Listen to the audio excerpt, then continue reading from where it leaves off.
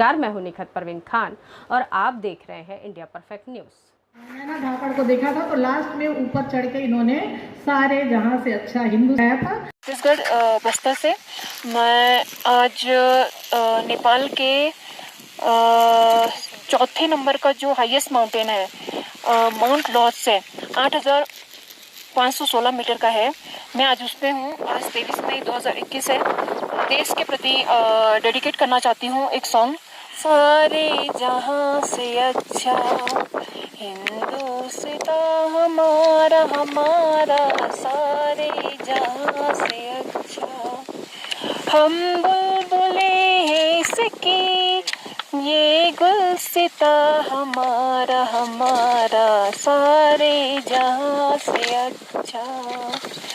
पर्वत वो सबसे ऊंचा, हम साया आसमां, वो संतरे हमारा, वो पासवा हमारा हमारा, सारे जहाँ से अच्छा हिंदुस्तान हमारा हमारा, सारे जहाँ से अच्छा।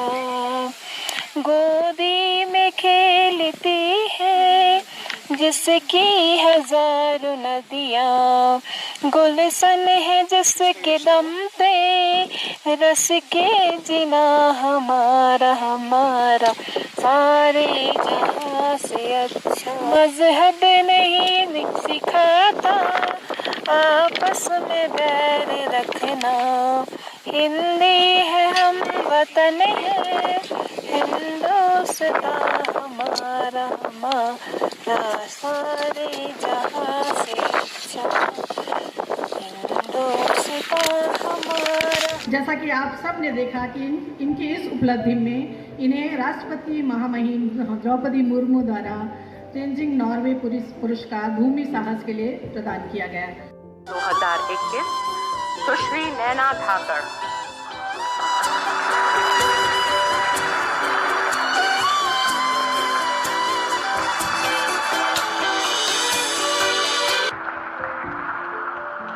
सुश्री नैना धाकड़ 10 दिनों से भी कम समय में माउंट एवरेस्ट और माउंट लोहत्से को फतेह करने वाली पहली भारतीय महिला हैं।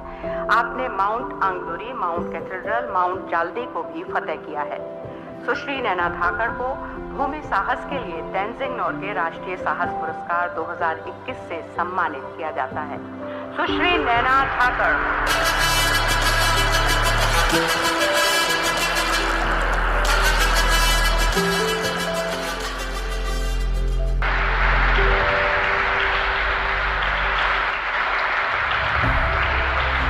ऐसी प्रतिभा की धनी सुश्री नैना सिंह धाकड़ को अपने के बीच पाकर हम काफ़ी हर्षित हैं। नैना, हम आपसे यह जानना चाहेंगे कि बस्तर के सुदूर ग्रामीण इलाके से एवरेस्ट तक पहुंचने का सफ़र आपका कैसा रहा? इस बीच आपको कैसी कठिनाइयों का सामना करना पड़ा? और ये सारे बच्चे हम सब ये जानने में बहुत उत्सुक हैं, तो जोरदार तालियों से स्वागत करिए छत्तीसगढ़ की बेटी नैना। जय छत्तीसगढ़, जय बस्तर।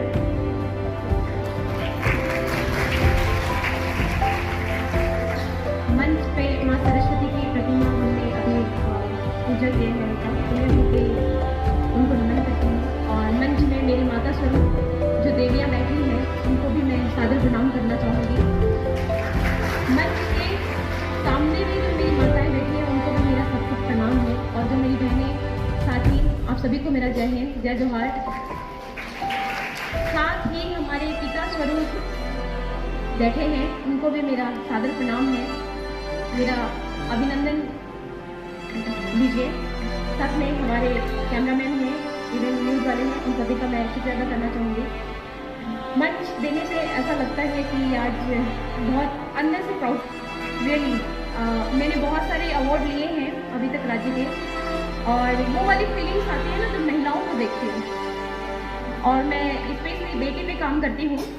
हमारे प्रधानमंत्री नरेंद्र मोदी जी का मिशन है बेटी बचाओ बेटी पढ़ाओ, लेकिन उसी इंक्लूडिंग मिशन है, आपने शायद उस बैनर के नीचे नहीं पढ़ा होगा, बेटी नहीं किसी से कम, बेटी से मिलेगा देश को। ये मेरा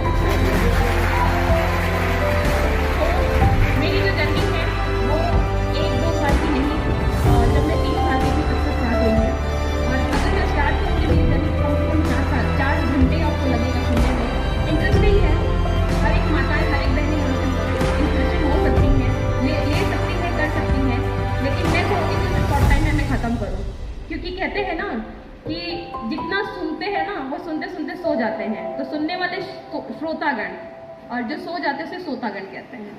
तो ये मैं हमेशा जब भी मन संभालती हूँ तो मैं देखती हूँ कि मेरी बातों पे सब एनर्जेटिक हो जाते हैं।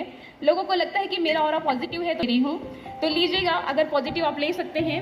क्योंकि अभी जब मैम ने बोला कि वाकई में जब हम फिल्मों के हीरो हीरोइन को देखते हैं तो हम कितने अट्रैक्ट होते हैं उनके प्रति, और जब एक्चुअल हीरो आपके सामने हो ना, उसे देख के जो पावरफुल होता है ना, वो तो मैं समझ ही नहीं सकती। क्योंकि मेरी लाइफ में भी ऐसी घटना तब मुझे पता चला कि वाकई में किसी को छूने का अर्थ क्या होता है। आज मैंने हिमालय की वो चोटी को फतह किया है जो विश्व की सबसे ऊंची चोटी है। वो सपना मेरा नहीं था, किसी का था, वो काम मैंने हासिल कर लिया। मैं 3 साल की थी, मेरे पापा एक्सपायर कर गए। पापा पुलिस डिपार्टमेंट में थे, मेरे एक बड़े भैया हैं, छोटा भाई है, मम्मी है। जब पापा एक्सपायर किए तो हमारे घर में रूढ़ीवादिता है कि बहू है तो घर के बाहर नहीं जाएगी, घूंघट के अंदर ही रहेगी। तो वो रूढ़ीवादिता को मैंने बचपन से देखा है। और है बचपन में लोगों को बचपना मिलता है, खिलौने मिलते हैं, तो मुझे वो जिम्मेदारी में कन्वर्ट कर दिया गया। इवन मेरे लोग हैं जो गाँव से आते हैं। Hi, so good, I really proud of you. लेकिन मैं गांव से नहीं हूँ, मैं शहर से हूँ, और अब मैं गांव की हूँ। वो इसलिए हूँ इसीलिए कि कहते हैं कि शहर के बच्चे बहुत कुछ कर जाते हैं और गांव के बच्चे नहीं कर सकते, क्योंकि उनके पास आर्थिक चीज़ों की संपत्ति नहीं है। कौन कहता है गाँव वालों के पास संपत्ति नहीं है? उनका दिल जो बड़ा है, उनका हृदय जो बड़ा है, वो संपत्ति शायद शहर वालों के पास नहीं होती।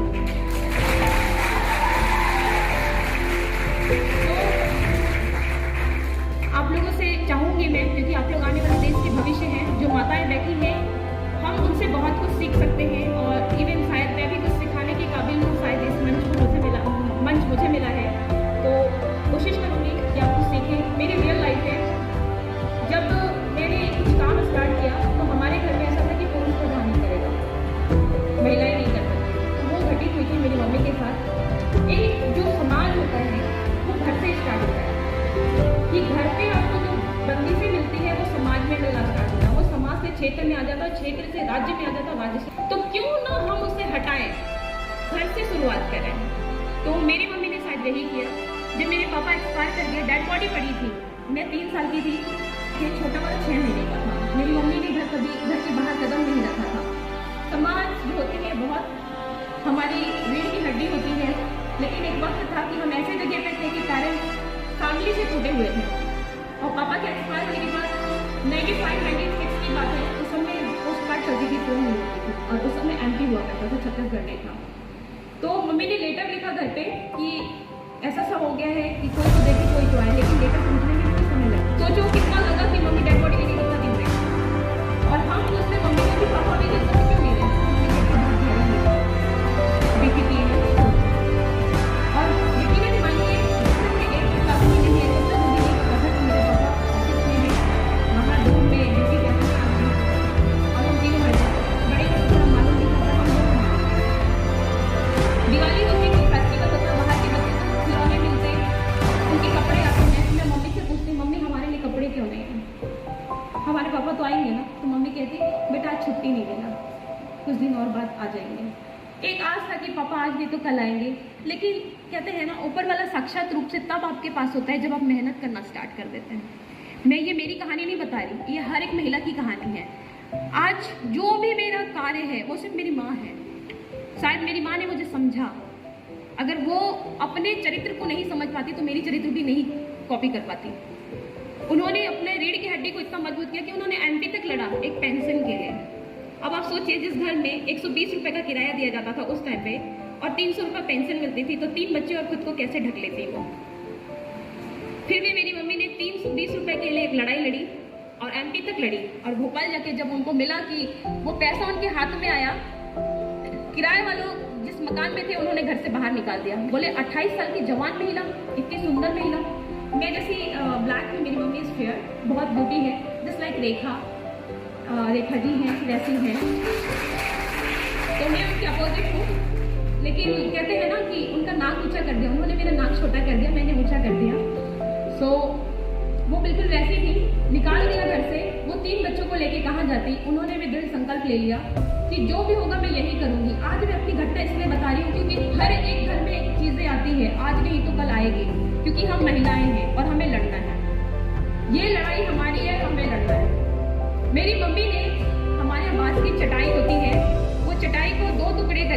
जब मेरे पापा एक्सपायर कर गए, बहुत बीमार थे, काफ़ी सारी बीमारियां घर कर गई थी। हॉस्पिटल में पैसे चुकाने के सोचिए, अब वो गवर्नमेंट सर्विस में पैसे चुकाने के लिए घर के एक एक बर्तन बेचने पड़ गए। हमें खाना बनाने तक के बर्तन नहीं बचे कि हम बच्चों को कैसे खिलाएंगे। मम्मी इतनी थी कि वो बच जाएंगे, क्योंकि एक फैमिली का रिस्पॉन्सिबिलिटी होता है कि घर पे रिस्पॉन्स देना है। कि मम्मी रह गई, वही साड़ी रह गया, एक छोटा सा बर्तन रह गया था और दूसरे के घर से मांग के देते, हम खाना बनाते खाते फिर उसे वापस लौट आते थे। अब सोचिए, पेंशन का तो बाद में चला, मेरी मम्मी ने 9 घरों के झूठे बर्तन बोले। 9 घर बहुत कम होते हैं। 9 घर को कपड़े धोते थे, जूठे बर्तन मलते थे, और जब वहाँ से बासी आती थी वो हम खाते थे। वो हमारे लिए ताज़ा खाना होता था, बिल्कुल 56 भोग का वो हिस्सा है। आज भगवान ने हमें सही रास्ते पे चलाया, मेरी मम्मी ने मुझे सही दिशा दिखाया। आज एक महिला समूह, एक मंडल आ जाता है तो हमारे घर पे बैठ के आराम से रहता है। भगवान ने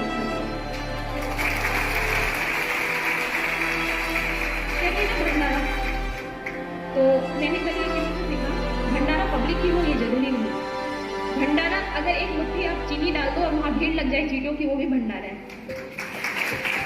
तो वही है, पुण्य का काम करेंगे, सच्चाई और विश्वास करेंगे तो आगे बढ़ेंगे। जर्नी स्टार्ट हो गई। मेरी मम्मी को जब चटाई के में रहना पड़ा तो हम लोग भागने लग गए कि इस लेडीज की कैटेगरी चेंज हो जाएगी, क्योंकि अपने हस्बैंड भी नहीं है, गलत रास्ते पे आ जाएगी। लड़की है, बड़ी होगी तो कितने काम करेगी, लड़का है तो छोड़ देगा।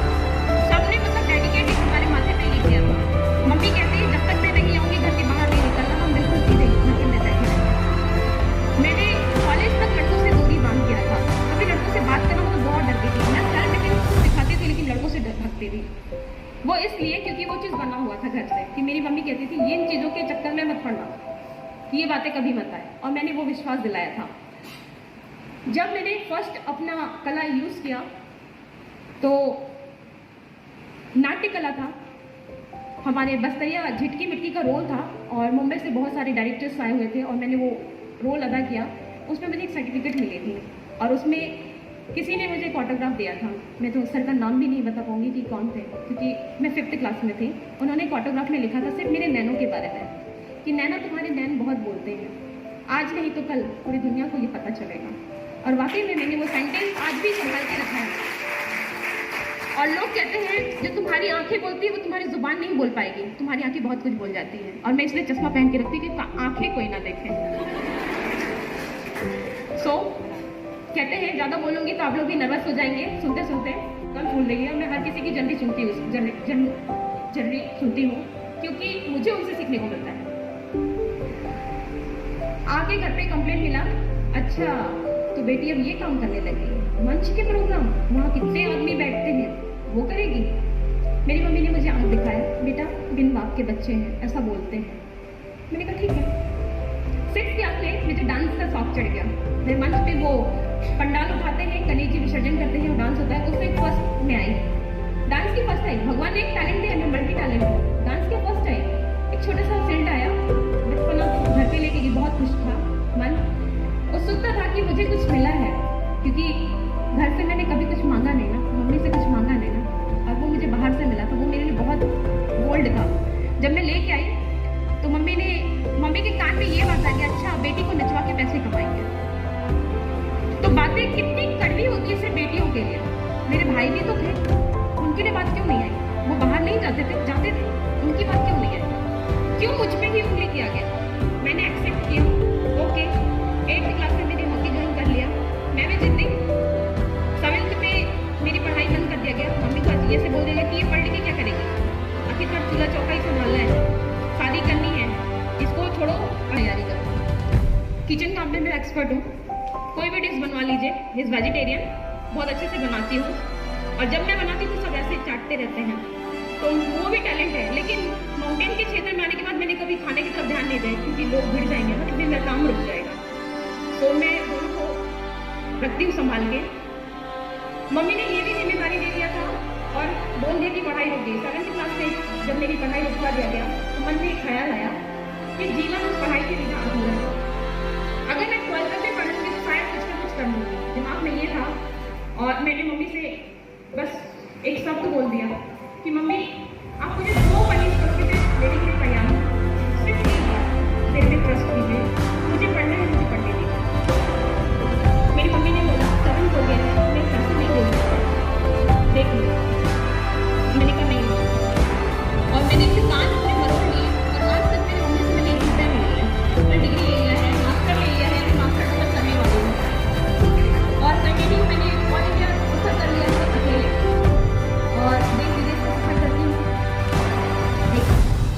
से लेके रिक्शा से लेके ट्रेन से लेके प्लेन तक का सफ़र मैं खुद अपने से करती हूँ। तो घर से मैं एक पैसे नहीं लेती और आज भी एक कंप्लेन नहीं जाता मेरी मम्मी को कि ये हमारी बदौलत खड़ी हुई। एक होता है ना कि माँ बाप का श्रेय होता है बच्चों पे कि उन्होंने, बस मैं ये कहती हूँ मम्मी आपका ये हाथ मेरे पे है ना, ये नहीं काफ़ी है, बस वही मेरी सक्सेस है। तो हॉकी में खेलने गई, बाकायदा सूट पहन के ग्राउंड में जाती, 2 चोटी लंबे बाल लगा के जाती, लेकिन हॉकी में जाते हैं ना शॉर्ट पहना देते हैं, शॉर्ट पहना दिया, हॉकी स्टिक उठाया, किसी ने देख लिया, अच्छा आपकी बेटी के तो कपड़े भी छोटे हो गए। मतलब लोगों को प्रॉब्लम क्या है? प्रॉब्लम क्या है? प्रॉब्लम उनका दिमाग है, उनकी आंखें हैं, उनकी सोच है।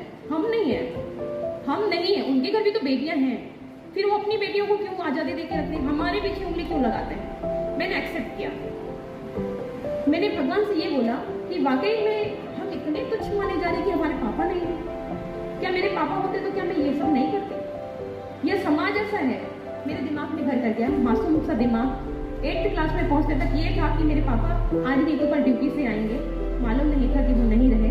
9th में मुझे पता चला कि पापा नहीं है हमारे। अब आप सोचिए, उस समय तो मैच्योरिटी आ जानी चाहिए।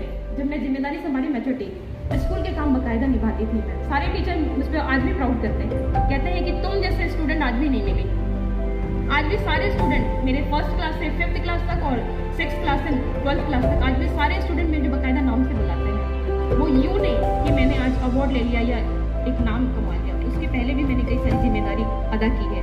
वो जिम्मेदारी कहाँ से आई? मैं एक अनुशासन स्टूडेंट रही हूँ। वो जिम्मेदारी कहाँ से आई? मैंने उनका ट्रस्ट जीता है। मैंने ट्रस्ट किया, ट्रस्ट दिया, तब उन्होंने मुझसे एक ऐसा है ना कि हमारा काम छोड़ दिया। जब तक मैं सामने बैठती नहीं तब तक टीचर भी कहते थे हाँ आज क्वेश्चन मार्क, मुझे क्वेश्चन मार्क कहते हैं कि मैं बहुत क्वेश्चन करती हूँ और मैं ये चाहती हूँ कि क्वेश्चन आना चाहिए। अगर आपके मन में क्वेश्चन नहीं है तो सोच लीजिए कि आप कुछ नहीं है, मैं आपको समर्पित कर देती हूँ। उससे मैंने ये सीखा, आपको इसमें पैसे नहीं मिलेंगे, आपको इसमें पैसे नहीं मिलेंगे और आपका टाइम लॉस, लेकिन संतुष्टि बहुत है। वो हृदय संतुष्टि की सेवा करना है, क्योंकि जो पड़े कचरे को उठा लेना वही मानवता धर्म है हमारा, ये प्रकृति हमारा धर्म है। तो एनालिसिस के थ्रू मैंने ये सीखा। बहुत बहुत शुक्रिया स्वामी विवेकानंद जी की। मैं हमेशा ये बात लेके चलती हूँ कि उठो जागो चलो, जब तक तुम्हारे लक्ष्य को प्राप्त नहीं हो जाते तब तक तुम करते चलो। ये जो सेंटेंस है ना वो घर करती थी। साथ ही साथ मैंने अपने लक्ष्य के प्रति भटक रही थी और एक सेंटेंस कह लिया कि अगर हम किसी चीज़ के लिए सोच लेते हैं ना कि करना है, तो बजे के अंदर ऊपर फूटी लगी है, अपना झिझक लगाइए और अंदर आइए। क्योंकि जहाँ जीने के लिए आपको बेशरम बनना होता है। बेशरम का पेड़ होता है, बहुत प्यारा फ्लावर होता है, उसे कहीं भी फेंक सकते हैं। वो स्त्री है, वो अजीब है, वो कठिन है और वो सरल क्यों कष्ट करे। मिट्टी को, कच्चे मिट्टी को जैसे आकार दिया जाए वैसे स्त्री है, मानते ही सभी। और वही अगर हमारे भाई से उसको काम ज़्यादा बता दे तो मुझे चढ़ जाता होता है ना, अरे हम तो करके आए, ये क्यों करें, सीधे आंखों में आ जाते हैं। लेकिन एक स्त्री जो सुबह 4 बजे उठ के अगर वो काम कर रही है, रात के 2 भी बज जाए तो वो करती रहेगी। वो ये नहीं देखेगी कि मैं कमर सीधा कर लूँ या नहीं। तो वो माँ ऐसी होती है, वो बहन ऐसी होती है, वो बहू ऐसी होती है। हर कैटेगरी में देखोगे तो एक अच्छा निभा लेती है। और मैं सारे जगह घूमती हूँ तो एक एक्सपीरियंस ले लेती हूँ, हर एक समाज का ले लेती हूँ। आज जितने लोगों ने बोला, बोलते रह गए। साथ ही जब मैं स्कूल में 11th 12th में आ गई थी, मैंने स्पोर्ट्स ज्वाइन कर लिया था। बच्चों के ट्यूशन लेती थी फ्री एंड कॉस्ट। जो बच्चों मुझे पैसे देते थे वो मेरी स्टडी के लिए जाता था। 50 रुपये कितना होता है? एक रफ कॉफ़ी के लिए बहुत था उस समय। पहले 10 की आती थी, अभी वो 100 की हो गई है, महंगाई बढ़ गई है। एक पेन, एक रफ कॉफ़ी लेने के लिए बस मेरे इतना ही काफ़ी था। एक पेंसिल, एक रबर लेने के लिए काफ़ी था। ऐसे करके मैंने अपनी स्टडी, आज उसी के साथ मैंने सेल्फ डिफेंस सिखाना स्टार्ट कर दिया। जूडो की मैं नेशनल प्लेयर हूँ 3 टाइम्स। कराटे खेला, रेसलिंग खेली, बैडमिंटन खेला, कई सारे गेम में आजमाइश किया। लेकिन मुझे जो मेरा गुरु चाहिए था, जो मेरा लक्ष्य चाहिए था, वो मुझे मिल नहीं रहा था। लेकिन एक चीज़ तो दिख रहा था कि मैं कंटिन्यूस किसी काम में हूँ, मैं पीछे नहीं हूँ। हर वो काम आता मैं उसे बखूबी निभाती, क्योंकि मुझे करने की जिज्ञासा थी। वो जिज्ञासा मेरे अंदर थी, अब वो मुझे करनी थी। तो वो कहाँ है? हम में ही है। मूर्त भी सुंदर हो, अंदर से वो भाव नहीं आएगा तो उसके भाव पढ़ नहीं सकते। तो वही है कि अंदर का भाव आपको बाहर लाना पड़ेगा, समझना पड़ेगा। और जब मैंने समझा तो गाइड, स्काउट गाइड के बारे में सभी जानते होंगे, कब गाइड ज्वाइन किया, 3 साल लगातार परेड किया, आरडीसी सिलेक्शन हुआ। लेकिन आरडीसी सिलेक्शन के समय एक टर्नअप आ गया कि घर पे कुछ ऐसी प्रॉब्लम हुई कि मुझे नहीं जाने को मिला। फिर मैंने एनएसएस से जुड़ा। एनएसएस एक ऐसा फील्ड है, राष्ट्रीय सेवा योजना। मैं हमारे प्राचार्य महोदय से पूछना चाहूँगी, हमारे यहाँ पे है ये एक ऐसा फील्ड है जिसके लिए मैं वाकई में सर्वज्ञ हूँ, अपने आप को समर्पित कर देती हूँ। उससे मैंने ये सीखा, सोते खाते नहाते धोते हमेशा वो चीज़ सोचना पड़ता है। जैसे कि मैंने एवरेस्ट को देखा, मतलब मैं जहाँ देखती मुझे एवरेस्ट नहीं दिखता, जहाँ देखती मेरी मम्मी ये बोली तुम पागल हो जाएगी, मतलब कर क्या रही है, और वाकई में मुझे पागल हो जाता। आज पागल नहीं होती तो आप लोगों के पास बोल नहीं रहती। तो स्टार्ट हो गई मेरी माउंटेन की जर्नी एनएसएस के थ्रू। मैं फर्स्ट नेशनल हिमाचल में अटेंड किया, 10,500 फीट का था। पहली बार मैंने लंबी जर्नी की अपने घर से, और अपनी मम्मी की लाडली थी। मेरी मम्मी ऐसे आंख मल के आते, पहले मेरा शकल देखती तब उनका सुबह होता। अब जो जान आधा हो जाता है माँ का, तो एक माँ ही समझ सकती है। हम तो बच्चे हैं और बच्चे ही रहे तो ही अच्छा है। तो हम चले गए, मम्मी ने संभाल लिया 7-8 दिन कि चलिए बच्ची गई है, आ जाएगी। जब मैंने वहाँ देखा कि एक लड़के पहाड़ पे चढ़ रहे थे।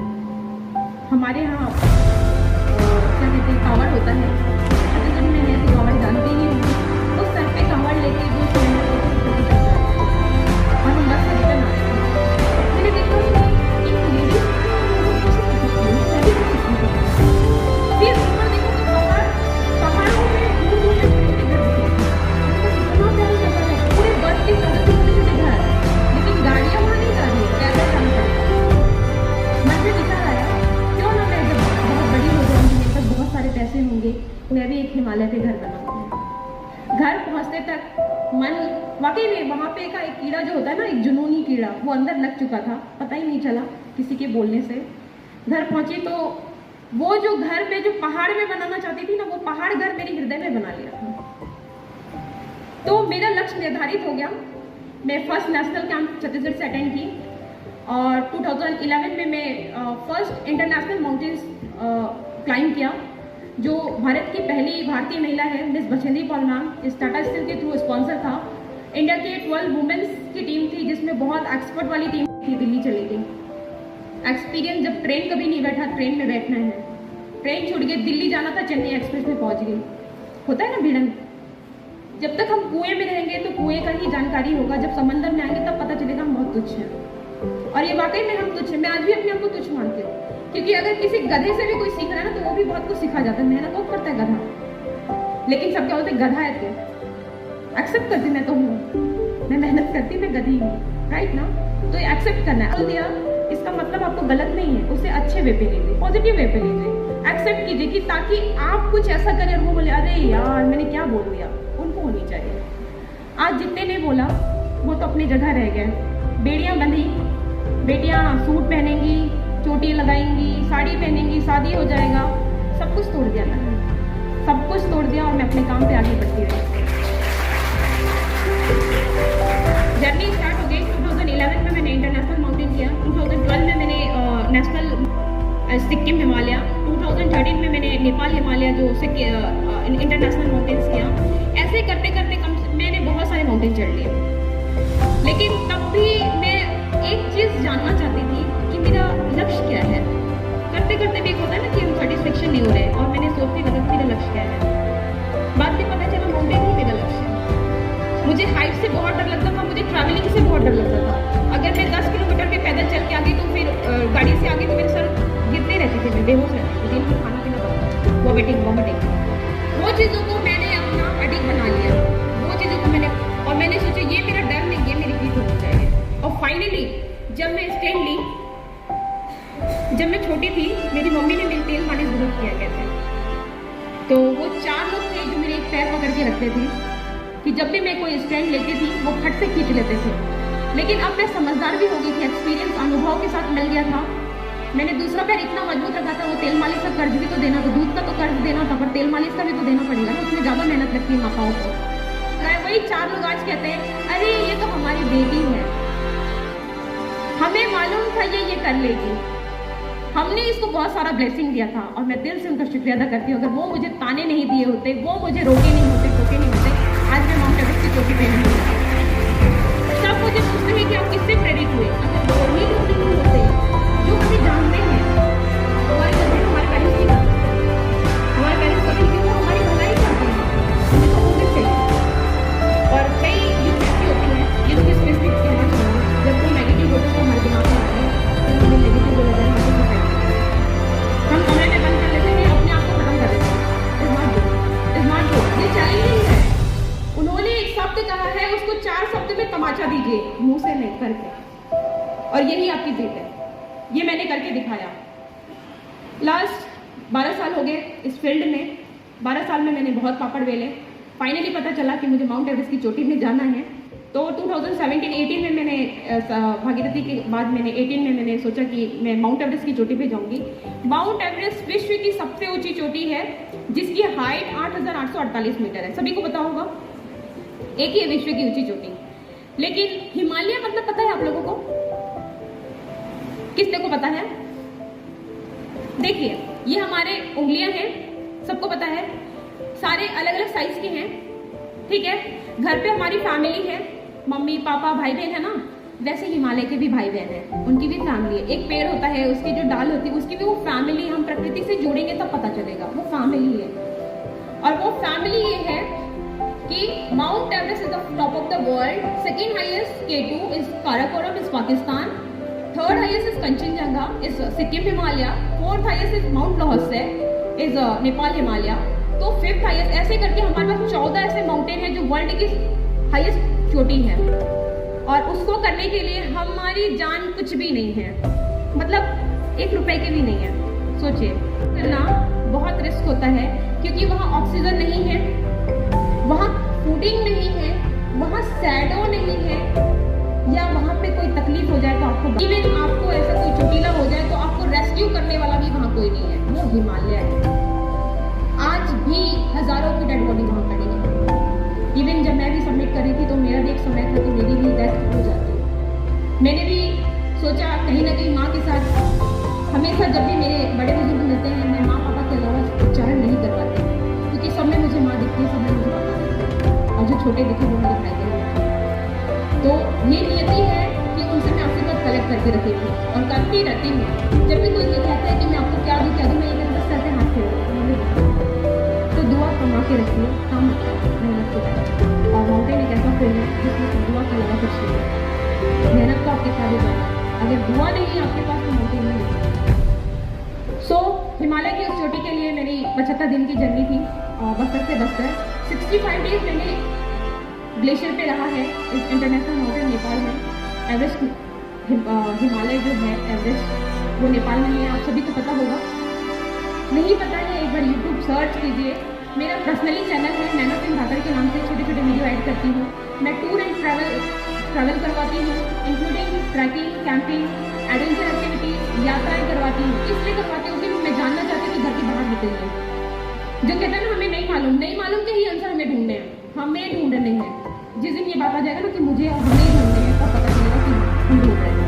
तो इस बहुत पिछला जो जर्नी था 18 में मैंने सोचा था कि मैं 18 में एवरेस्ट करूँगी, पर किसी कारण मैंने फंड कलेक्ट नहीं कर पाया, क्योंकि हिमालय में बहुत ज़्यादा पैसे लगते हैं।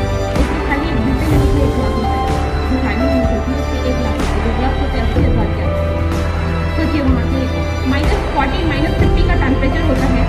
प्रति घंटे जो हवा चलती है वो 70 से 80 की स्पीड में चलती है। व्हाइट हाउस होता है, स्नोफॉल कंटिन्यू। जैसे यहाँ बारिश होती है, मूसलाधार बारिश हो रही है, सेंटेंस सुना होगा न्यूज़ में, वहाँ पे मूसलाधार स्नोफॉल होता है। इस पाउडर स्नो, इस देखते देखते वो बढ़ता जाता है, रूट ओपन करना बहुत डिफिकल्ट हो जाता है। सो मैंने ये सारे कंडीशन देखे। बेस कैम्प होता है, सर पूछ रहे थे हमारे प्राचार्य महोदय कि बेस कैम्प क्या होता है। बेस कैम्प में एक ऐसा प्लेटफॉर्म होता है जहाँ पे आपको खाना, राशन सब कुछ मिलता है, जहाँ पे आप रोटी खा सकते हैं, दही खा सकते हैं, खिचड़ी खा सकते हैं, जो खाना खा सकते हैं। आफ्टर बेस कैम्प के बाद आपको वो खाना नहीं मिलता, क्योंकि हाई एल्टीट्यूड फूड अलग आती है, जिसमें chocolate, dry fruit, energy bar, energy drink, liquid form भी जो होती है। आपको पानी भी कुछ सेल्फ से बनाना होता है। शुक्रिया, नहीं सर, शुक्रिया। पानी भी खुद से बनाना होता है। तो स्नो को साफ करके जो ये वॉल दिख रही है, ऐसी हार्ड आइस आती है, उसे कट करना होता है। अब ये सोचिए दीवार को कौन कट करेगा, ऊपर मेहनत करना मतलब बहुत थकना होता है। इसको कट करके हमें कलेक्ट करना होता है। कलेक्ट करके जो गैस हमारे सिलेंडर आती है वो ब्यूटेन गैस होती है छोटी छोटी, उस ब्यूटेन गैस को हमको हीट करना होता है। 250 ग्राम 500 ग्राम की आती है, कितना जलेगा उस ठंडे तापमान में। फिर भी हम गर्म करते हैं। जो 5 रुपए की कुरकुरे आती है, देखा होगा आप लोगों ने, उस कुरकुरे में हमारी फूडिंग होती है, हाई एनर्जी फूड, उसी पानी में डोब देते हैं। वो विदिन सेकेंड पक जाता है। एक पैकेट में हम लोग 4 लोग खा के संतुष्टि करते हैं कि यही हमारा खाना है। सोचिए कुरकुरे का पैकेट, और हम दिन रात चलने वाले मेहनती। 1000 मीटर बराबर 1 किलोमीटर फिनिशर। 1 किलोमीटर चलने में कितना समय लगेगा? 5, 10 मिनट, 15 मिनट, 1 घंटे, आधा घंटे, जो ज़्यादा आलसी 1 घंटे उसके लिए, इतना तो चलेगा ना। लेकिन माउंटेन में 1000 मीटर चढ़ने के लिए कम से कम आपको 3 दिन चाहिए, इस दिन और रात। हमारे लिए कोई सुबह, कोई शाम, कोई रात नहीं होता। हमारे लिए सिर्फ पॉइंट होता है जिसको क्लाइंब करना होता है। हमारे पीठ पे जो बैग रहते हैं, बैग में सारा सामान लेके हम उसे क्लाइंब करते हैं। विथ ऑक्सीमास्क 4 लीटर का एक बॉटल होता है। इस क्लोथिंग तो वहाँ पे पूरे वर्ल्ड से आते हैं, अलग अलग क्लाइंबर्स होते हैं, सबकी थिंकिंग अलग होती है। मैं वेजिटेरियन बहुत कम खाती हूँ, और एक टाइम खा लिया तो बहुत है मेरे लिए। तो सब मुझे ये कहते थे, ये लड़की सबसे बातें करती है, बातें इन द सेंस कि सबको रिस्पेक्ट करती है, अपना समय गंवाती है। सबके एक बात थी जो मेरी टीम थी। दूसरा सेंटेंस था, ये बहुत कम खाती है, वेजिटेरियन और नॉनवेज खाती नहीं, पहाड़ कैसे चढ़ेगी। तीसरा क्वेश्चन था उनका, ये सबसे पीछे चलती है। तो मेरी एक रूल है, अगर मेरे पीछे कोई छूट जाता है ना, पता नहीं मैं उसकी ज़्यादा केयर करती हूँ शायद, तो अधिकतर दिमाग पीछे बार बार जाता है, तो मेरी एनर्जी डैमेज होगी ना। तो मैं सोचती हूँ कि सब लोग फ्रंट में रहे, मैं पीछे रहती हूँ, क्योंकि मैं जिस स्पीड से जा रही हूँ मुझे मालूम है उसी स्पीड से मेरे दोनों पैरों से वापस आना है। तो मैं ऐसा चलती हूँ। पर लोग कैसे भाग और चल तो जाते हैं, वापस आने की कोई गारंटी नहीं उनको, और वहाँ से लद के लाने वाला कोई नहीं है, वहाँ से पाप खत्म। माउंटेन क्लाइंबिंग के समय में Khumbu glacier is very tough climb होता है, जिसमें मैंने मानवता का एक रूल सीखा कि इंसान सिर्फ कमाने खाने और घर फैमिली सजाने में रह जाता है, लेकिन असली जो मोहब्बत होती है वो खुद से होती है। एक प्रकृति से जुड़ो, खुद से मोहब्बत करके होती है, और जब आप खुद से प्यार करने लगते हैं तब पता चलता है कि आप क्या इंसान हैं और आपने क्या कमाया और क्या लेके जाएंगे। तो उस चीज़ की कमाने के लिए जब मैं कुंभ ग्लेशियर में खड़ी थी, बड़े बड़े जो आप ये देख रहे हैं इस साइज के वहाँ पे बर्फ वाले चट्टान थे, और अगर वो एक भी कहीं से गिरता, थोड़ी सी विंड तेज आती, वो गिरता तो शायद मेरे बॉडी का चटनी ही बन जाता। बन गए हैं कई बन गए हैं, वापस नहीं आए। तो वो 1000 मीटर चढ़ने के लिए, 5300 मीटर से 6000 मीटर चढ़ने के लिए, 6000 मीटर पे आने के लिए जो समय लगता है, रात के 11 बजे हम क्लाइंबिंग स्टार्ट करते हैं, सुबह का 11 बज जाता है, शाम का 6 बज जाता है, तब हम एक कैंप पे पहुँचते हैं। अब आप सोचिए उस बीच में आपको डेट प्रॉब्लम भी होगी, गर्ल्स हैं, आपको मेंटली प्रेशर भी आएगा, आपको फिजिकली प्रेशर भी आएगा, क्योंकि गर्ल्स हैं। कौन बोला गर्ल्स हैं? मैं कह रही हूँ ना। लेकिन नहीं, अगर जज्बा रखो तो आप भी मर्द हो गई, है ना। क्यों? मर्द को दर्द नहीं होता, ये सेंटेंस सुनने को है। सबसे ज़्यादा दर्द उनको होता है, वो जाहिर नहीं कर पाते। तो ये उनकी क्वालिटी है, और हम क्या है ना, महिलाएं हैं, हमको समझना पड़ता है उनको। वो फेस एक्सप्रेशन नहीं देंगे, उनको टटोलना पड़ता है। मैं ज़बरदस्ती टटोलती हूँ कि क्या है बताओ मुझे। एक होता है ना, इतना जानना चाहिए। सो वहाँ पे भी ऐसे कई क्लाइंबर्स थे। जब फर्स्ट मेरा सबमिट था वो 13 मई का था 2021। सोचिए 13 मई अपने लक्ष्य के पास में हो। 8000 metre, camp 1, camp 2, camp 3 and camp 4 is dead zone. 8000 metre is dead zone. Dead zone क्यों कहा जाता है? जब मैं फर्स्ट अटेम्प्ट की तो देखी वहाँ पे काफ़ी सारे डेड बॉडी पड़े हैं, अल्टीमेट डेड बॉडी। मैं जिस टाइम को खोलूँ वहाँ पे भी डेड बॉडी, तो मन पे कैसा लगेगा? मुझे तो ये लगा कि सोए हैं, क्लाइंबर आया, थक गया, सो गया, मेरे मन में ये था। और वाकई में वैसे ही मैंने सोच के अपने बिजनेस का देखा कहीं, तो जो हमारा टेंट था वो टेंट मिला नहीं। क्योंकि आप लोगों को याद हो 21 में एक साइक्लोन चला था जो हमारे इंडिया में काफ़ी ज़्यादा उसका प्रभाव रहा, वो हिमालय में बहुत ज़्यादा उसका प्रभाव दिखा। प्रभाव ये था कि जो हमारी टेंट थी, हमारी ऑक्सीजन सिलेंडर थी, हमारे राशन से इसका वो एवलांच करके खाई में गिर गया। बचा क्या? जो हम लेके गए थे, और जो बचा है उसको यूज़ करना है और यूज़ कैसे करें, क्योंकि जो ऊपर क्लाइंबर के अगर नीचे आके उसको पता है ना कि मैंने सामान छोड़ा, उसका सामान है, तो हम वो भी यूज़ नहीं कर सकते। तो तुम मतलब वो सिचुएशन भी देखना होता है। देखा हमारा टेंट नहीं था, हम किसी के टेंट में घुसे। टेंट कैंपिंग जो होती है बिल्कुल शॉर्ट होती है, हम स्नो सॉफ्ट करके जो हार्ड आइस होती है उसमें पिंच करके हम वहाँ पे टेंट लगाते हैं। टेंट के अंदर आधा टेंट पूरा बर्फ से भरा था। अब मैं रात के 11 बजे चली हूँ, शाम के 4 बजे पहुँची हूँ। उस टेंट को साफ करने में जो मेरे ग्लव्स थे बिल्कुल यूं हो गए थे। जब मैंने निकाला तो वो बिल्कुल मूवमेंट नहीं था, -30 टेम्परेचर था। उस टेम्परेचर में जो विंड चल रही थी वो स्नोफॉल के साथ जो विंड की वाइट हाउस थी, बहुत गंदा विंड। जो टेंट है वो खुल के मुझे मार रहा था, मेरे पैरों पे इतने जोर से। मैं वो जब याद करती हूँ ना मेरे पूरे रोंगटे खड़े हो जाते हैं कि वो सिचुएशन में मुझे ये, मेरे जो गाइड थे साथ में, उन्होंने मुझे ये बोला कि बहन हम 2 घंटे यहाँ वेट करेंगे, उसके बाद हम ऊपर जाएंगे। अब 800 मीटर दूरी तक खुशी होती है ना, हम लक्ष्य के करीब हैं। और मन में ये आ गया कि हाँ मेरे 800 मीटर चढ़ना है। और वो जो 2 घंटे का सफ़र है ना, बस हम ये सोच के रह गए कि चलो ठीक है 2 घंटे वेट करते हैं। एक सिप पानी लिया, आधे टाइम में लेके और जो सोए, सुबह का 7:30 बजे। माउंटेन में 2 घंटे सोना मतलब बहुत सो लिया। अगर आधा 1 घंटे की नींद हो गई तो बहुत सो लिया। हम यहाँ बोलते हैं ना 6 घंटे 7 घंटे नींद चाहिए, माउंटेन में नींद नहीं चाहिए। नींद और भूख का वहाँ कोई ताल्लुकात नहीं। जब उठे हम 35 क्लाइंबर ऊपर की तरफ थे डेड जोन में, सब लोग नीचे आ गए थे, मूव किए थे। 4 लोग हम ऊपर थे डेड जोन में, मैं और मेरे साथ एक साथी था और एक ऑस्ट्रेलिया के थे और उनके साथ एक उनका साथी था। सच्चाई बात बताती हूँ, पुरुष जब खड़े होकर यूरिन के लिए अपनी जीप ओपन करते हैं, जब मैं टेंट से निकली तो वो अपनी जीप ओपन नहीं कर पा रहे थे, इतना गंदा वेदर था। बहुत स्ट्रॉन्ग क्लाइंबर था, बहुत स्ट्रॉन्ग था, हट्टा कट्टा सा, फॉरेनर है और इंडियन ही फॉरेनर है। तो वो अपनी जीप खुलवाने के लिए अपने साथी को कह रहे कि मेरी जीप खोल लो। और वो जब जीप खोला, जब वो यूरिन करा तो वो यूरिन से लिक्विड नहीं आ रही थी, बर्फ गिर रहा था। कितनी तकलीफ होगी उससे, कितनी तकलीफ होगी, आप समझते हैं उस चीज़ों को। मैंने वो देखा, मेरे दिमाग से काम बंद हो गया, मेरे आँख से आंसू निकल रहा था, वो पलकों पे बैठ के बर्फ बन गया। ऑक्सी मास्क लगाया था, वो ऑक्सी मास्क का जो नीचे से जो उसकी वाष्पीकरण हो रही है वो पूरे ऐसे दाढ़ी बन गई थी और वो दाढ़ी इतनी लंबी हो गई थी, जो पानी टपकता वो पूरे कपड़े पे जम गया था, बर्फ बन गया था। मैं एक्चुअल फोटो यहाँ पे नहीं दिया, अगर मुझे बताया होता कि वीडियो बना रहे, मैं अपने वीडियोस जरूर शेयर करती। इसके पहले एक प्रोग्राम में शेयर किया था, बच्चे रो दिए थे। मेरी जर्नी ही ऐसी है, मेरा फील्ड ही ऐसा है।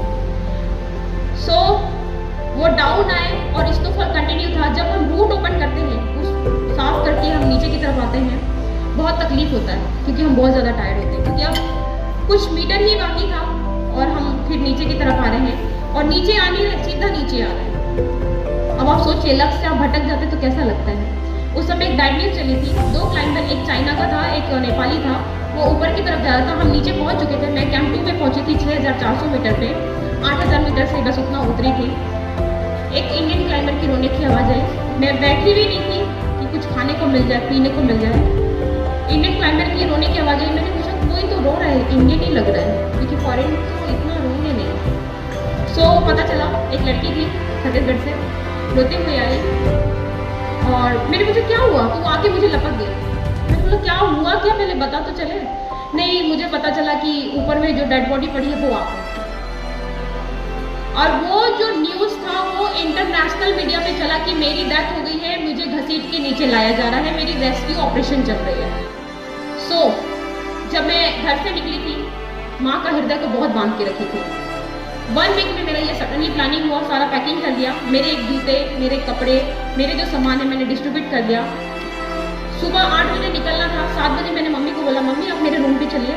बोला ये सामान है, अगर मैं कहीं से वापस नहीं आई तो ये सामान आप डिस्ट्रीब्यूट कर देना, घर पे एक सामान नहीं होना चाहिए, ताकि मेरी यादें आपके पास नहीं, जो हृदय पे है देख के याद नहीं कर। मैंने ये सूचित किया और मेरे लोग क्या पागल ऐसी बात कर रही है। फिर मैंने उनको बताया कि मैं अभी के जा शायद मैं ना लौटूँ, और जब ना लौटूँ तो ये सामान किसी यहाँ नहीं चाहिए। वो मेरे ध्यान पे था और मेरी मम्मी के, और जब वो न्यूज़ पता चला मेरी मम्मी को तो उनका हालत क्या रहा। कुछ लोग ऐसे होते हैं, जब आप अपने लक्ष्य की तरफ बढ़ते हैं तो अच्छाई और बुराई दोनों का तालमेल बनना चाहिए। तब मुझे पता चला भारत ही नहीं, मेरे राज्य में नहीं, पूरे भारत ही नहीं, अदर कंट्री में भी लोग मुझे चाहते हैं। सबके फ़ोन कॉल मैसेज जितने भी थे ना, मेरा फ़ोन, दोनों फ़ोन हैंग हो गया था। आई फील प्राउड रियली कि मैं इतनी चहीती हूँ।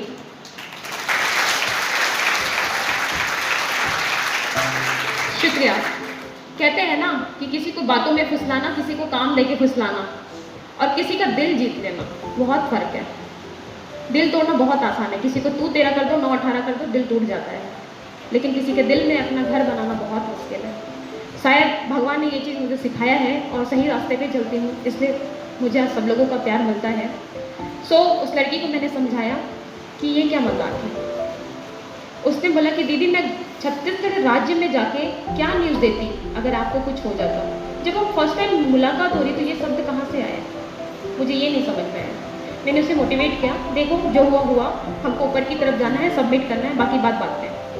वो गिव अप करे या XYZ जो भी था उसका। फिर वेदर दूसरा साइक्लोन चला और 22 को वो ओपन नहीं हुआ। और जब ओपन नहीं हुआ तो मुझे ऐसा लगा कि छोटे छोटे वहाँ माउंटेन से मैंने क्लाइंब करना स्टार्ट कर दिया, क्योंकि वहाँ उस एल्टीट्यूड में बैठना बहुत रिस्की होता है।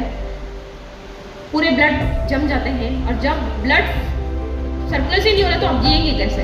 तो ऐसे 2-3 केस हुए कि मैंने अपनी मृत्यु को देखा कि सांसें अटक रही है या मरने वाली, ऐसा फील होने लगा। फिर भी एक अडिक था कि मैं जिस फंड को लेके गई थी वो छत्तीसगढ़ राज्य का था। अगर मैं उसे करके मर जाती तो दूसरा क्लाइंबर आएगा, अगर मैं वो करके नहीं मरी तो दूसरा क्लाइंबर कभी नहीं आएगा। बस मेरे दिमाग में ये घर कर गया। और मैंने सोचा एवरेस्ट का विंड नहीं मिल रहा था तो फिर मैंने माउंट लॉस है जो विश्व की चौथी हाईएस्ट ऊंची चोटी है, जिसकी हाइट 8516 मीटर है, मैंने 23 में 2021 को वो किया, बहुत अच्छे से किया। लेकिन कहते हैं ना आपका लक्ष्य तो एवरेस्ट था, अब आपको दूसरा हासिल क्यों मिला। तो किसी ने मुझे सजेस्ट किया, एक डॉक्टर थे गुजरात से, हेमंत करके, उन्होंने मुझे बोला कि नैना अगर आप वापस जाओगी तो अपने राज्य को भी तो कुछ दिखाना है ना, खाली हाथ मत लौटो। एक माउंटेन लेके चली गई 8000 मीटर का है। तो छत्तीसगढ़ राज्य की मैं पहली महिला हूँ जो माउंट लॉस तक किया। और सबसे अच्छी बात, जब उस चोटी पे पहुंची मैंने 2 मीटर का जब हमारा भारत देश का झंडा फहराया, सब कुछ भूल गई थी। दूसरा, स्वामी विवेकानंद जी का झंडा। तीसरा, बेटी नहीं किसी से कम, बेटी से मिलेगा देश को दम, बेटी बचाओ बेटी पढ़ाओ। चौथा, मैं पहली हिंदू हूँ जो श्री राम जी का वहाँ जय जयकार किया है उस चोटी पे। पांचवा, हमारे छत्तीसगढ़ राज्य, हमारे बस आमचे बस्तर और हमारे जो मुझे जो फंडिंग किया था NMDC के थ्रू मैं जो गई थी, वो सबका लोगो मैंने वहाँ पे फ्लैग ऑफ किया। साथ ही उस एल्टीट्यूड में जहाँ हम किसी से मदद नहीं मांग सकते, वहाँ पे मैंने सारे जहाँ से अच्छा हिंदुस्तान हमारा ये गीत पूरा करें। ये जर्नी थी। बॉक्सिंग में मैंने डेड बॉडी, जाने के समय 50 मीटर पहले एक डेड बॉडी देखा, आने के टाइम में उसी डेड बॉडी के पास रुकी, उसका वीडियो फोटो बनाया। आई फील ना कि मुझे वो डेड बॉडी नहीं लगा, डमी, जैसे डमी खड़ा होता है ना उसको लेटा दिया गया है। फिर बाद में दिमाग में कि उसको 5 लाख का सम्मान मिलना तो क्यों कोई मेरे साथ मजाक करेगा। मेरे दिमाग में तो ये था कि मुझे ये कहा गया था कि देखो कोई डेड बॉडी दिखेगा तो देखना नहीं उसे, डर जाओगी। तो मैं वो डमी समझ के देखती उस डेड बॉडी को। आते समय ऐसा हो गया कि मेरा जो गाइड था मुझे छोड़ के आ गया 8000 मीटर पे, नीचे छोड़ के वो जल्दी जल्दी आ गया। जब आया तो मेरे साथ एक घटना घटी कि जब हम चढ़ते हैं तो बहुत अच्छे से चढ़ते हैं, और जो ज़्यादा केसेस होती है वो डाउन आने के समय कि पूरा वेट हमारे टो पे होता है, फ्रंट पे, और नी बैंड हो जाती है। अब खड़ी वॉल पे कैसे डाउन आएंगे। सो खड़ी वॉल होती है, डाउन आने के समय में नी बैंड करना होता है। जब नी बैंड होती है तो पूरा बैलेंस फेस की तरफ होता है, हमारे बैक की तरफ नहीं होता। तो उस समय आपको कवर अप करके आना पड़ता है। एक रेस्क्यू किया था मैंने, इजराइल की लेडी थी, वो स्नो ब्लाइंड हो गई थी और इसका भी सेपा छोड़ के आ गया था। मैं टायर्ड हो गई थी क्योंकि मुझे एवरेस्ट जाना था, मैंने माउंट लॉस से किया। मुझे ऐसा लग रहा था कि अगर मैं जाके छत्तीसगढ़ राज्य में बताऊंगी कि मैंने माउंट लॉस से किया तो किसी को पता नहीं चलेगा। आज भी मुझे माउंट एवरेस्ट घोषित किया जाता है, माउंट लॉस से नहीं। सो छत्तीसगढ़ के लिए तो दोनों उपलब्धि थी, तो वो चीज़ क्यों नहीं लिया जाता है। तो ये बात मैंने देखा और मेरे मन में ये था कि मुझे माउंट एवरेस्ट करना है। नीचे उनका रेस्क्यू किया, आई, बहुत सारा सपोर्ट था, उनमें मेरी माँ लग रही थी, इसलिए मैंने शायद अंदर से, हम लोग थोड़े काइंडली सॉफ्टनेस है ना, इसलिए इंडियंस हैं, वो फॉरेनर थे, लेके आया। रात में उसका पूरा ट्रीटमेंट देखा। दूसरे दिन मेरे जो गाइड है मुझे 6400 मीटर में छोड़ के आ गया। भारत का जो वो है माउंटेन्स हिमालय, वो 6000 मीटर में एक एवरेस्ट है। वहाँ पे हम 1 से 1.5 घंटा से ज़्यादा नहीं रुक सकते, लेकिन मैंने 6400 मीटर पे 1 हफ्ता बिताया अकेले।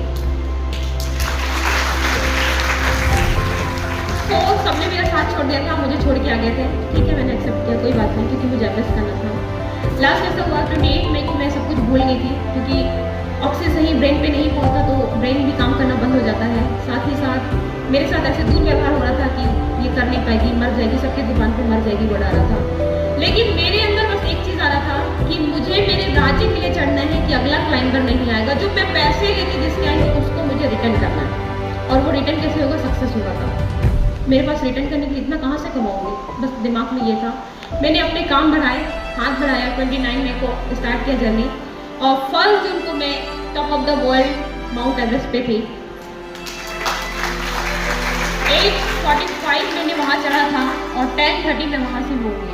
सोचिए उतने अंतराल में मैंने क्या क्या किया होगा वहाँ पे। जब मैंने देखा चढ़ते हुए तो चांद का जो टुकड़ा था वो मेरे पैरों से काफ़ी नीचे था।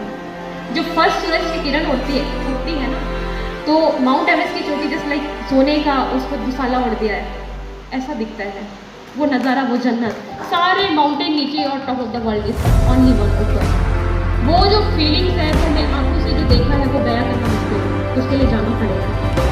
सो सबके बच्चे तो वही है, लोग कहते हैं कि इसकी एनर्जी कैसी हो, तो वही चीज़ें देख के माइंड आते रहते हैं। तो मेरा ऑरा बहुत तेज होता है, लोगों में पॉजिटिव वेज आता है। साथ ही मैंने जब माउंट एवरेस्ट की चोटी किया, सो मैंने खुद के हाथ से सेल्फी लिया है। हमारे जहाँ से अच्छा हिंदुस्तान हमारा, उस चोटी से भी मैंने गाया था, देश का तिरंगा लहराया था, स्वामी विवेकानंद जी का झंडा फहराया था, उठो जाओ जब तक नहीं मिल जाती तब तक रुकना नहीं, वही वाला मिशन था। 14 बेटी नहीं किसी से कम बेटी को मिलेगा देश में दम, ये मिशन था। 5वां सारे जहाँ से अच्छा हिंदुस्तान, ऑल ओवर जितने भी हमारे भारतीय, मैंने सबको डेडिकेट किया था। क्यों? जिस जगह पे आपको ऑक्सीजन नहीं मिल रहा है उस पर भी आप ये काम कर रहे हैं। क्यों? क्योंकि वहाँ मेरी एनर्जी दुगुनी हो गई थी। मैं वर्ल्ड की 2 हाईएस्ट नाप ली थी, मैं भारत की पहली भारतीय महिला बन चुकी थी। इस चीज़ का खबर मुझे नहीं था। जब मैं नीचे आई, जो लोग कह रहे थे मर जाएगी, ये हो जाएगा, वो हो जाएगा, वो मुझे देखने के लिए तड़प रहे थे।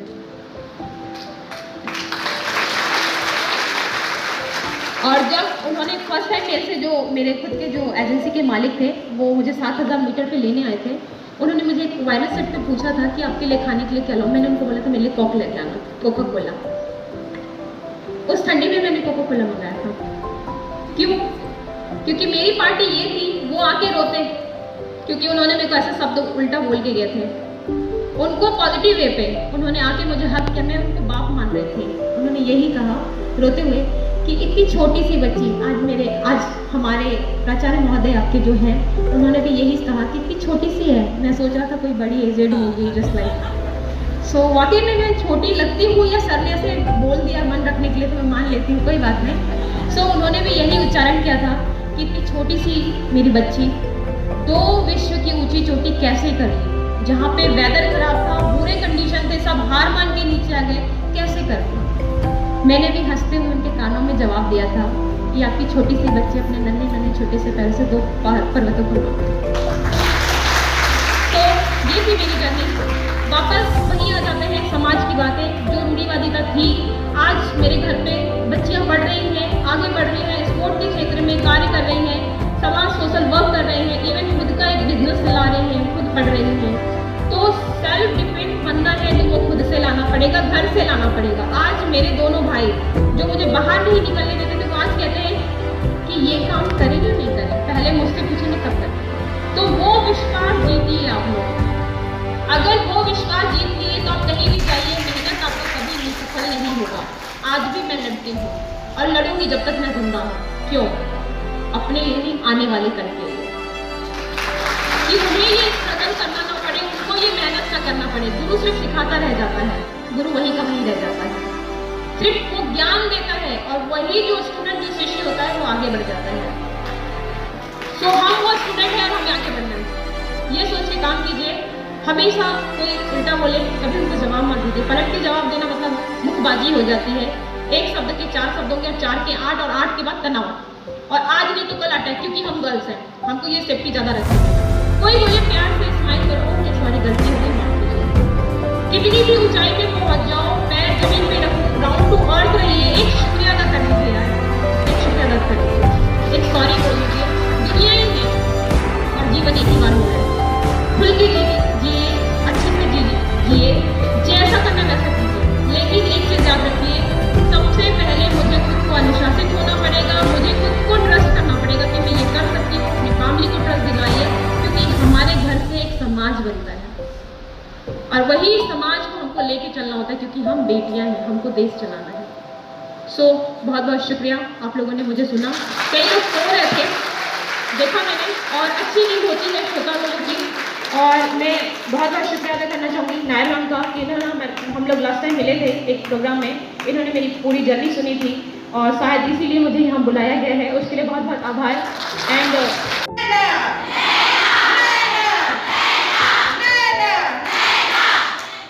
जो बस्तर की बेटी है नैना है, हमारी नोनी है बस्तर की नैना।